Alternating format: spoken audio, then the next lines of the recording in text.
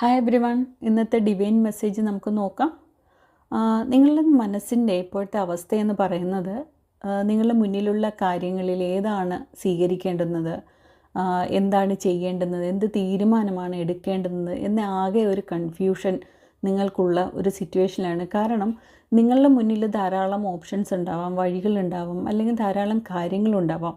ഇതിലേതാണ് ഞാൻ സ്വീകരിക്കേണ്ടുന്നത്, ഞാൻ ചെയ്യേണ്ടുന്നത് എന്ന ഒരു കൺഫ്യൂഷനിലാണ് നിങ്ങളിപ്പോഴുള്ളത്.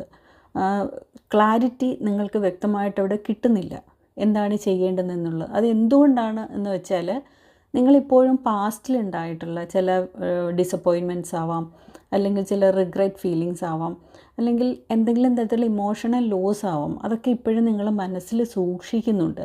അതുകൊണ്ടാണ് നിങ്ങൾക്ക് വ്യക്തമായിട്ടുള്ള ഒരു തീരുമാനമെടുക്കാൻ സാധിക്കാതെ പോകുന്നത്. ഇവിടെ യൂണിവേഴ്സ് നിങ്ങളോട് പറയുന്നത് നിങ്ങളുടെ മനസ്സിലെ ആ കൺഫ്യൂഷനെ മാറ്റി വയ്ക്കൂ എന്നുള്ളതാണ്. കഴിഞ്ഞുപോയ നഷ്ടങ്ങളെ നിങ്ങൾ വിട്ടുകളയുക.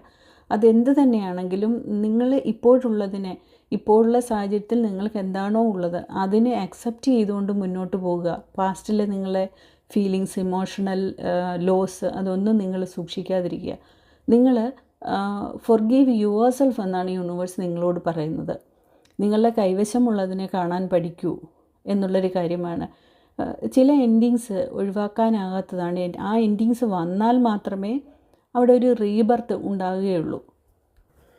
നിങ്ങളിലെ പഴയ ഇമോഷണൽ പാറ്റേൺസ്, അല്ലെങ്കിൽ മൈൻഡ് സെറ്റ്, അല്ലെങ്കിൽ ചില അറ്റാച്ച്മെൻറ്റ്സ്, ഇതൊക്കെ അവസാനിപ്പിക്കേണ്ട സമയമാണ്. അങ്ങനെ അവസാനിപ്പിച്ചാൽ മാത്രമേ നമുക്ക് ഒരു ട്രാൻസ്ഫോർമേഷൻ അവിടെ സാധ്യമാകുകയുള്ളൂ.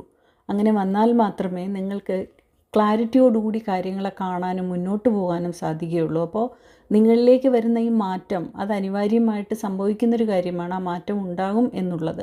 ആ മാറ്റത്തെ നിങ്ങൾ റെസിസ്റ്റ് ചെയ്യാതിരിക്കുക.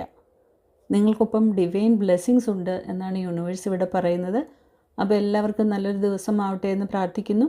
സ്നേഹത്തോടെ, രാജി.